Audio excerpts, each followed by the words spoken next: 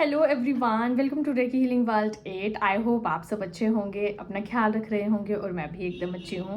मैं आ गई हूँ एक फ्रेश टॉपिक लेके कि आप ये जो टॉपिक है ये होने वाला है, अगर आप बहुत ज़्यादा नेगेटिव रह रहे हो सो उस नेगेटिविटी से आप किस तरीके से बाहर आ सकते हैं। जो भी इस चैनल पे न्यू है, मेरा नाम है मीनू सिंह और मैं इस चैनल पे बात करती हूँ law of attraction, healing, meditation and manifestations की। अगर आप भी इस तरीके के कंटेंट को पसंद करते हैं तो आप मेरे चैनल को शेयर कर सकते हैं, सब्सक्राइब कर सकते हैं। Thank you. आज का जो टॉपिक है वो है, अगर आप सारा दिन नेगेटिव थॉट्स में रह रहे हो या आपका एटमॉस्फेयर ऐसा है, अगर आपका ऑफिस का एनवायरनमेंट ऐसा है कि आप बहुत टाइम तक पॉजिटिव नहीं रह पाते हो, तो आप किस तरीके से अपने आप को नेगेटिविटी से प्रोटेक्ट करेंगे। ठीक है, तो सबसे पहले दिन की शुरुआत बहुत इम्पोर्टेंट रोल प्ले करती है हमारे किसी भी लाइफस्टाइल के लिए, या सारा दिन हम किस तरीके की एनर्जी में रहते हैं या किस तरीके के लोगों के साथ हमारा कनेक्शन रहता है या ऑफिस में जो भी चल रहा है।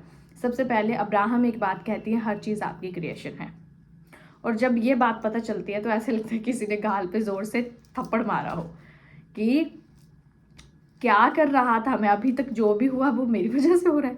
तो कई बार, जैसे फॉर एग्जांपल, आपने टेबल रखी है, कोई छोटी सी टेबल है या टेबल पे कोई सामान है, और सुबह उठते ही जैसे ही आप उठे और आपका जोर से उसमें चोट लग गई या आप गिर गए और आपको बहुत ज़ोर से गुस्सा आ जाता है। ठीक है, और गुस्से के बाद आप चिल्लाते हो और उसके बाद आपको पता चलता है कि वो आपसे ही गलती हुई है, तो थोड़ा गुस्सा जो है वो शांत हो जाता है। सेम इसी तरीके से जब अब्राहम कहती हैं कि एवरीथिंग इज़ योर क्रिएशन, तो जब ये बात पता चलती है उसके बाद थोड़ा दुख तो होता है और साथ साथ में थोड़ा अफसोस भी होता है कि हम लोग क्या कर रहे थे, किस तरीके से, मेरा इसमें क्या रोल है, जो भी मेरी लाइफ में ये चल रही हैं चीज़ें।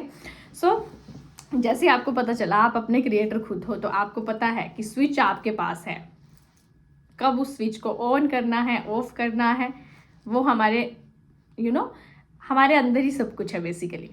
हम क्या करेंगे कि सिचुएशन कैसी होगी ये हमारे ऊपर डिपेंड नहीं करता है। ठीक है, सिचुएशन कैसी होगी वो बाहरी परिस्थिति है, बाहर की परिस्थिति है, सिचुएशन हमें नहीं पता ना, ऑल ऑफ सडन क्या सिचुएशन आ जाए।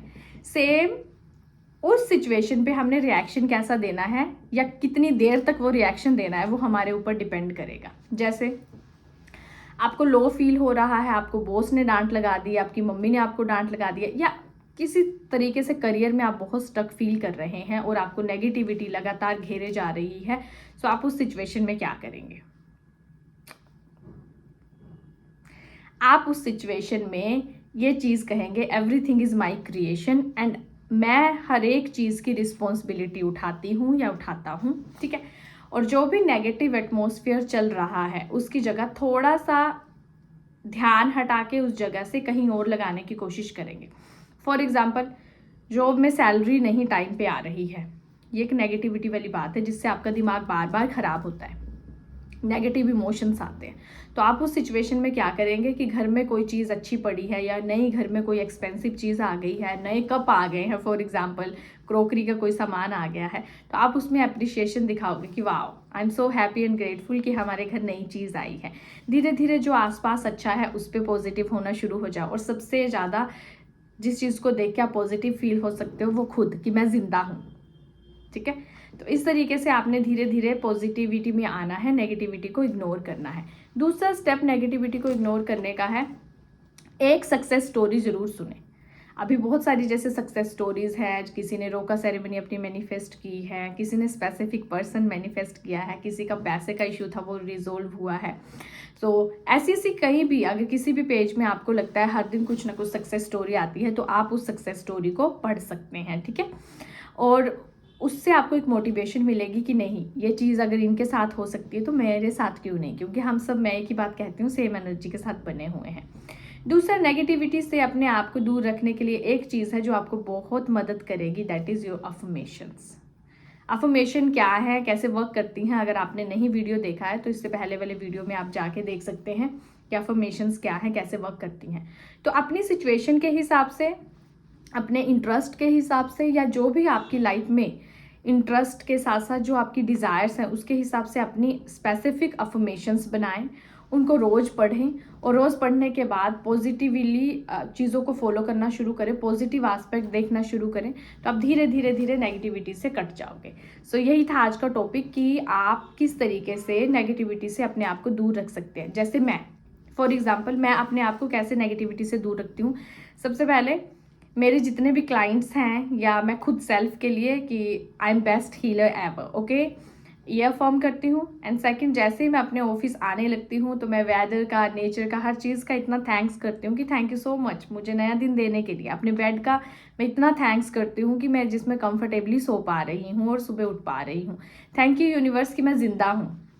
और मैं बार बार अपने आप को ये बात दिलाती हूँ, याद दिलाती हूँ कि yes I am alive, I am so happy, मैं ज़िंदा हूँ। मुझे इस नए दिन की शुरुआत में ये पता है मैं ज़िंदा हूँ, तभी मैं उठ पाई हूँ और आज मुझे कुछ बेटर करने का मौका यूनिवर्स देंगे, ठीक है।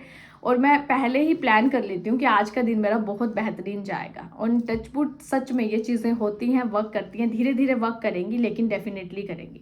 सेकेंड, मैं सीधा अपना रैम्पेज पढ़ती हूँ जो कि अभी भी मेरे साथ है, ये देखिए, ये है मेरा रैम्पेज। मैं तुरंत सुबह जब भी मेरा दिन स्टार्ट होता है उसके बाद मैं अपना रैम्पेज पढ़ती हूँ, उसके बाद अपना पानी पीती हूँ, उसके बाद मैं अपना दिन शुरू करती हूँ। तो आप भी इस तरीके से अपने आप को नेगेटिविटी से दूर कर सकते हैं, क्योंकि एक सब चीज़ों का एक ही सॉल्यूशन है, दैट इज़ पॉजिटिविटी। तो पॉजिटिव तो होना पड़ेगा, आज हो जाओ, कल हो जाओ, एक साल बाद हो जाओ, होना तो पड़ेगा और कोई ऑप्शन नहीं है, ठीक है। सो यही था टॉपिक। आई होप आपको ये टॉपिक पसंद आया हो। Thank you so much. Comment करके ज़रूर बताना वीडियो कैसा लगा। बाय बाय, टेक केयर, मिलती हूँ नेक्स्ट वीडियो में।